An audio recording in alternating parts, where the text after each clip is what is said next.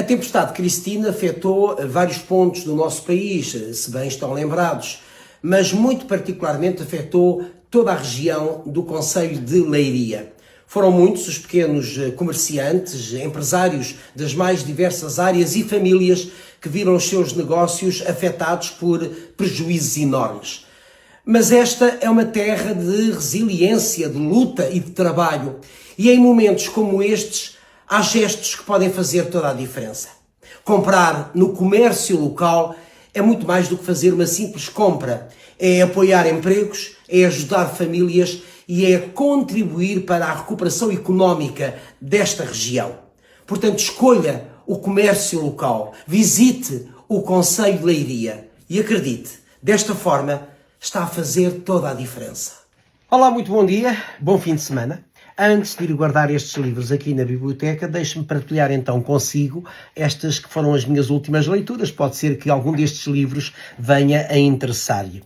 Comecei por este, Instrumental, de James Rhodes. É um livro com uma escrita muito dura, muito cruel, porque está aqui explanada a vida deste homem. E está aqui explanado justamente o crime de abuso sexual de que ele foi vítima em adolescente por parte de um professor de educação física e que impacta a sua vida ao longo de muitas décadas. Este crime afetou-o de tal maneira que este homem esteve por várias vezes à beira do abismo. Afetou as suas relações amorosas, afetou as relações com os outros, e se não fosse a terapia e a arte, neste caso concretamente a música, possivelmente tê-lo-íamos perdido enquanto ser humano. James Rhodes é agora um pianista famoso, com programas na televisão do Reino Unido.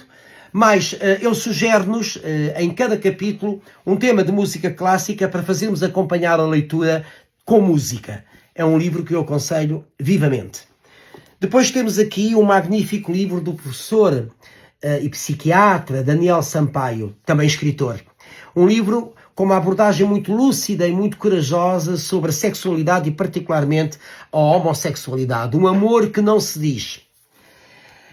A seguir li este livro. Não me atrevo a dizer o nome da autora.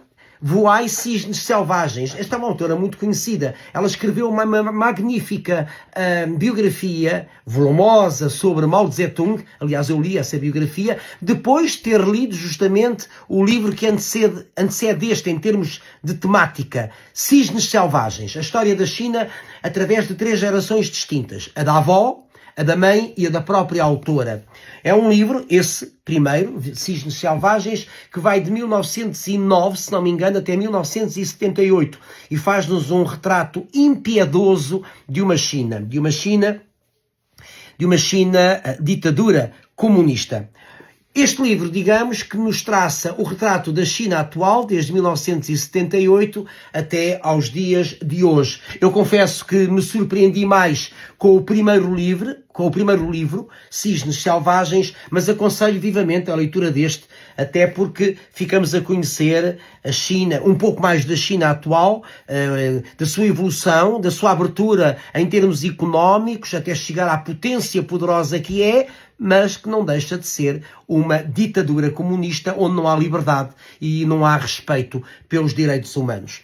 Mais recentemente, no mês janeiro, em que fui à Lapónia, mais recentemente eu acompanhei a viagem de ida e de regresso, é uma viagem longa, lendo a biografia de Anthony Hopkins, o célebre ator, um dos maiores nomes da representação em termos mundiais. Curiosamente, segundo a sua biografia, ninguém dava nada por ele quando ele era criança ou quando ele era mais jovem, portanto, consideravam-no inapto para o que quer que fosse, nomeadamente o próprio pai.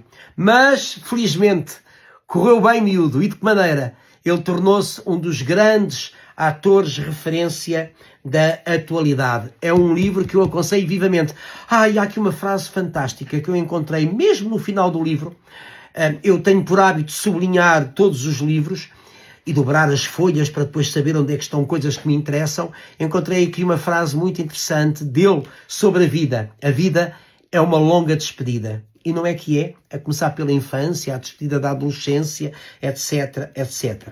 E por fim, agora, esta semana, enquanto fui até ao Cairo para ver o novíssimo museu, aliás foi esse o único objetivo, e regressei, eu li o Hamnet, justamente a obra que dá origem ao filme de que todos agora falam. Hamnet é uma escrita maravilhosa, é uma escrita também em muitos momentos onírica e que realmente me faz depois querer ir ver o filme. Eu tenho por hábito, quando há assim um filme que dá muito que falar, eu tenho por hábito ler primeiro o livro e depois ir ver o filme. Portanto, fiquei com vontade de ir ver o filme, tenho a certeza que também vou sair de lá a chorar. Uma coisa curiosa, esta edição da Relógio d'Água, portanto, já é uma edição que tem uma sobrecapa e que tem a ver com justamente o filme. Portanto, esta é a sobrecapa e aqui temos a capa original. Por ora, são estas as leituras que eu sugiro, mas já tenho aí mais 2 livros em mãos. Tenham o resto de um ótimo sábado.